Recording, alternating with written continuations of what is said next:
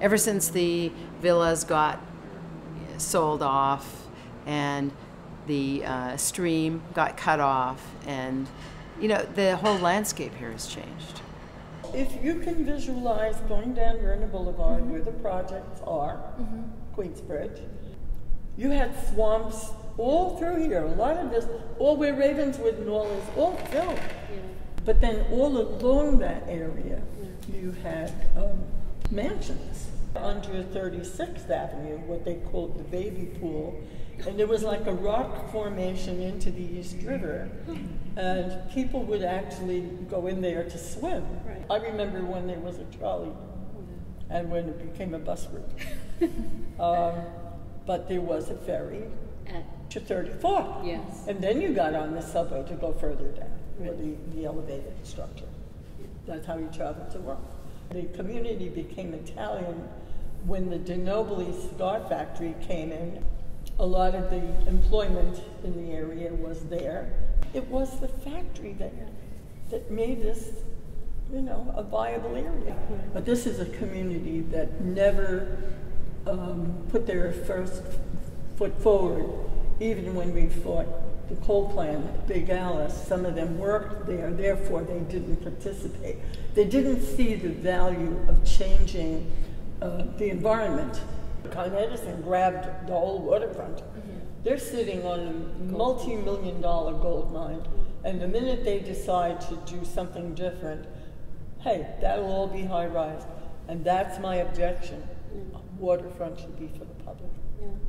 Children have no place to play. They bring them to the park, which is what a park is about. Because we had a drug situation down here. So those years were not good years. But you circumvented it. I mean, I came back and forth and never even thought about it. Right. But there was a serious drug issue down here. It was a dying community for many, many years. Slow death, yeah. It's going to be as safe as you're going to make it. Right, exactly. You're going to be around and you have to make a presence, and eventually crime will go away. But when you hide in your apartment, the criminal is going to come in. Yeah. And this is 1985. The Athena Foundation is proposing to create Socrates Sculpture Park on Hallett's Cove. Mark DeSuvero and Isamu Noguchi, both world-renowned sculptors, will exhibit sculpture in the park. DeSuvero will have a study area on the site as well. Both DeSuvero and Noguchi have had studios in the West Astoria area for many years. It didn't end up being this at all, but it's really interesting that someone made a first sketch. They diverged completely from the sketch, but that it started with, it was about these artists and it was about doing work somewhere. It really moved into something that became much more of a kind of really experimental making space for generations. And part of the brilliance and the wonder of Long Island City is the diversity.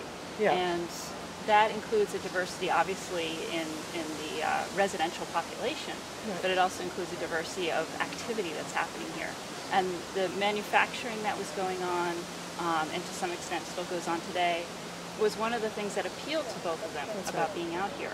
And so I think in addition to recognizing the impact of artists on this neighborhood, it's also fascinating to see what was made here, and the fact that this is a neighborhood about making.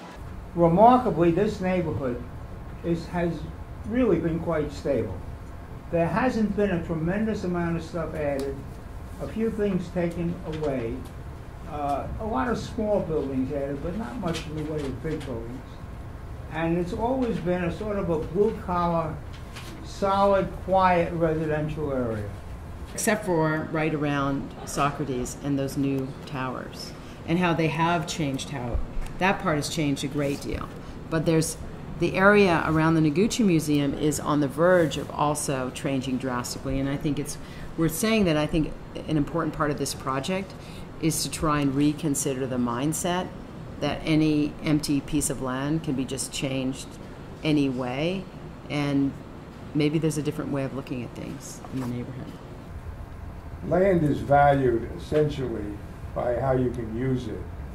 And to oversimplify it drastically, if you can build more space on a given piece of land, it's more valuable. If you can't build, it's less valuable. The manufacturing that's done in this area mostly is decorative manufacturing or residential manufacturing, woodworking. There's very little manufacturing left. You're going to find roofers, electricians, small cabinet makers, metal workers. This neighborhood is filled with little guys who have perfectly good businesses. Their trucks are all over the city, and that's what they do.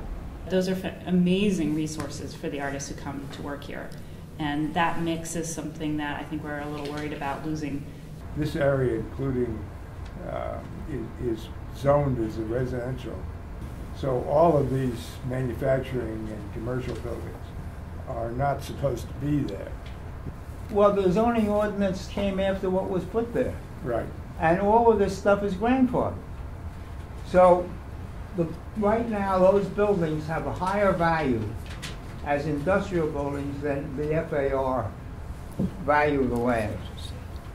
But the amount of commercial that's going to come down those side streets is going to be a function of how much development takes place. And there's not going to be a lot of development. It's not a neighborhood that pulls people because there's no subway. And as a result of that, there isn't that much demand for that kind of a location. What can you do to bring people there? It's not necessarily housing, it's not going to be manufacturing, and sort of the found objects there are the cultural pieces. You can have these mobile things that come in and out. You program the waterfront. You have this opportunity to create these events. You Twitter it, you create this big event that people go to, and you can make that area of Queens, which doesn't have a name yet, a destination point. So you're not going to create a neighborhood by building 5,000 housing units. You have to make things go on there. It's not one thing that makes parks successful. It's a combination of design, maintenance, and programming. And you put those all together and they make a park safer and they make a park work. You have to put all those things together. And we're thinking about the whole city and the opportunities for public open space woven into the city. Right now there's a big focus on public open space related to green infrastructure, stormwater retention. They're talking a lot more about getting people into the water and not just to the water's edge. We're in boats, and as the waterways get cleaner, eventually swimming at a place like Hallett's Cove.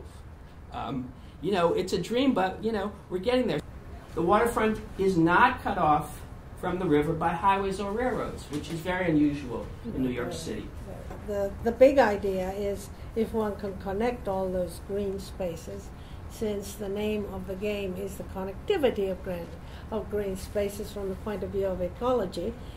You have a terrific opportunity to have a lot of off-road bicycling by connecting some of these parks more. That goal of connectivity can be significantly achieved, and it's very exciting. This is the great asset of this whole thing, water. And that's going to be developed one way or another, I think, over time. The Costco site could have housing towers on it. I mean, it's zoned residential. There will be, at some point, a proposal for developing on the waterfront. What you don't want is more fourth-rate architectural high-rise towers that are isolated. You can't look into them or walk through them or whatever, that are going to, frankly, develop more quickly on the waterfront if you improve that. But in this case, there's an opportunity to also have the grain of the city, of the neighborhood, come to the water, which isn't very common. So you could have both of those interlaced in a way that would be really quite extraordinary here. Find out what's worth saving here. Is it the industrial use, or is it the scale of that, or is it the pace? Change is change, and that's what cities are about. And the city is a bigger thing than this neighborhood. The city has resources. The challenge, I think, to our fabulous teams is the question about what do you want the future to be. Should you just enhance what's there, which includes the people, and the physical fact of it, but you've got to make clear the answers to the questions about why. Why are you changing the city? that's our generation's job. We inherited the place, and now we're the people who can make it better.